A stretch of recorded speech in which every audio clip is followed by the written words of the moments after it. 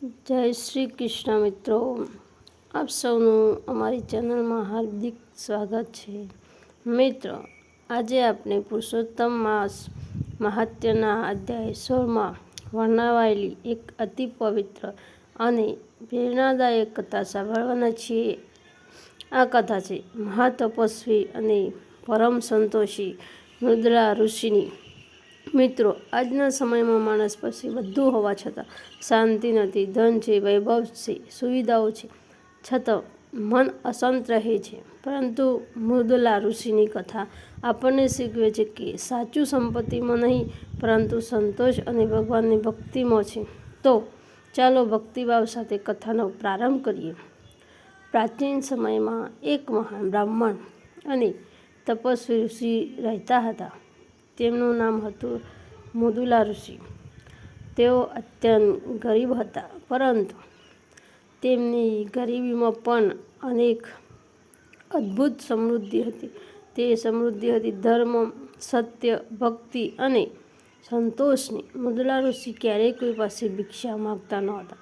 તેઓ ખેતરમાં લણણી થઈ ગયા પછી જે થોડા ઘણા જમીન પર રહી જતા તે દાણા વીણી લાવતા અને તેનાથી પોતાના પરિવારનું ગુજરાન ચલાવતા. દિવસભર મહેનત કરીને તેઓ થોડું અનાજ ભેગું કરતા, પરંતુ આશ્ચર્યની વાત એ હતી કે તેમાંથી પણ તેઓ પહેલો ભાગ ભગવાનને અર્પણ કરતા, પછી અતિથિ માટે રાખતા અને અંતે પોતે ગ્રહણ કરતા. તેમના આશ્રમમાં હંમેશા ભગવાનના નામનો જાપ થતો રહેતો. એક દિવસ દેવલોકમાં મૃદલા ઋષિની મહિમાની ચર્ચા ચાલી રહી હતી. ત્યારે મહાન ઋષિ દુર્વાસાએ વિચાર્યું કે ચાલો આ ઋષિની પરીક્ષા લઈએ. દુર્વાસા ઋષિ પોતાના ક્રોધ માટે પ્રસિદ્ધ હતા. મોટા મોટા રાજાઓ અને દેવતાઓ પણ તેમનાથી ડરતા હતા. એક દિવસ તેઓ અચાનક મૃદલા ઋષિના આશ્રમમાં પહોંચ્યા. મૃદલા ઋષિએ તેમને દૂરથી જોતા જ બંને હાથ જોડ્યા અને કહ્યું, આજે મારા આશ્રમનું જીવન ધન્ય થઈ ગયું. મહારાજ, કૃપા કરીને મારા આશ્રમમાં પધારો.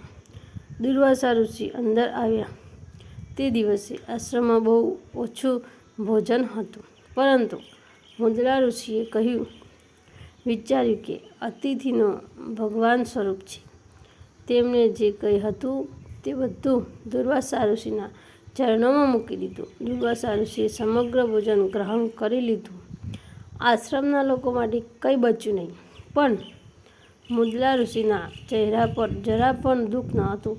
તેઓ આનંદથી ભગવાનનું નામ લેતા રહ્યા. થોડા દિવસ પછી દુર્વાસા ઋષિ ફરી પાછા આવ્યા અને આ વખતે પણ એ જ ઘટના બની. મૃદલા ઋષિએ આખું ભોજન અતિથિને અર્પણ કરી દીધું. પરિવાર ભૂખ્યો રહ્યો, પણ કોઈએ ફરિયાદ ન કરી. આ રીતે અનેક વખત દુર્વાસા ઋષિએ તેમની પરીક્ષા લેવા આવ્યા.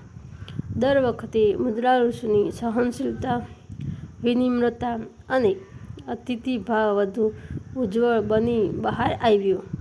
તેમણે ક્યારેય મનમાં વિચાર્યું નહીં કે આ મહાત્મા વારંવાર આવીને બધું ભોજન ખાઈ જાય છે. તેમના હૃદયમાં માત્ર એક જ ભાવ હતો, અતિથિ દેવો ભવ. અંતે દુર્વાસા ઋષિ અત્યંત પ્રસન્ન થયા.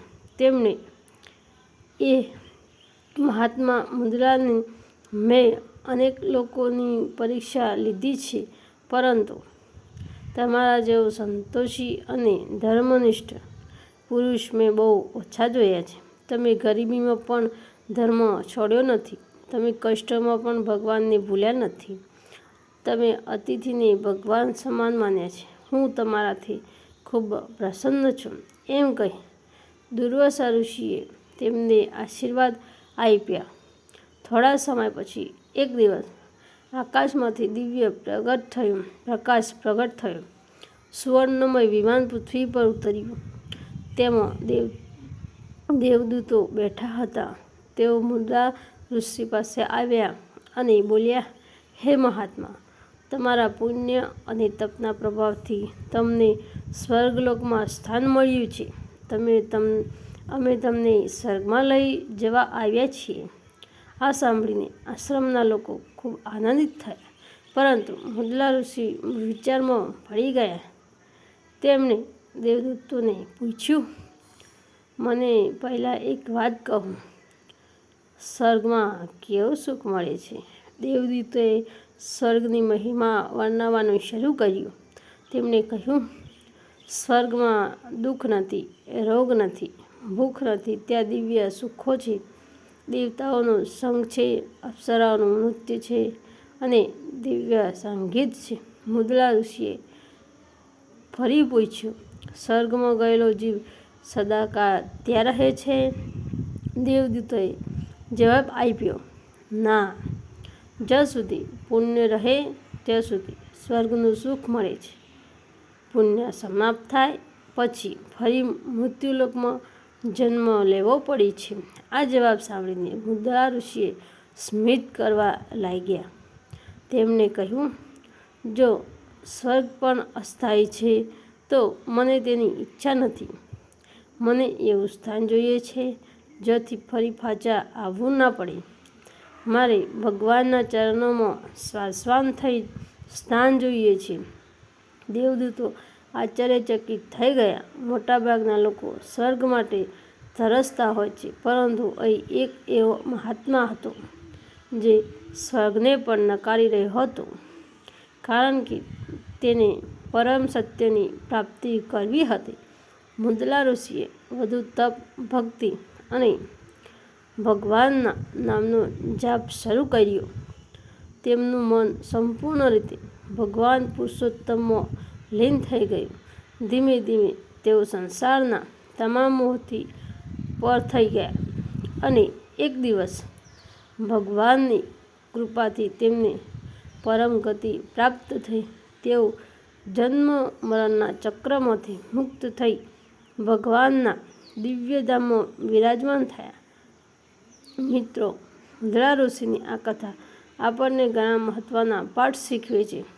સંતોષ સૌથી મોટું ધન છે. અતિથિમાં ભગવાનનું દર્શન કરવું જોઈએ. ગરીબી ક્યારેય ભક્તિના માર્ગમાં અવરોધ નથી. સ્વર્ગનું સુખ પણ અસ્થાયી છે. ભગવાનની ભક્તિ અને મોક્ષ સર્વોચ્ચ લક્ષ્ય છે. પુરુષોત્તમ માસમાં કરેલી ભક્તિનું ફળ અપરંપાર મળે છે. મિત્રો, જો તમને આ મુદલા ઋષિની આ પવિત્ર કથા ગમી હોય તો વિડીયોને લાઈક કરો, શેર કરો અને ચેનલને સબસ્ક્રાઈબ કરવાનું ભૂલશો નહીં. જય શ્રી કૃષ્ણ.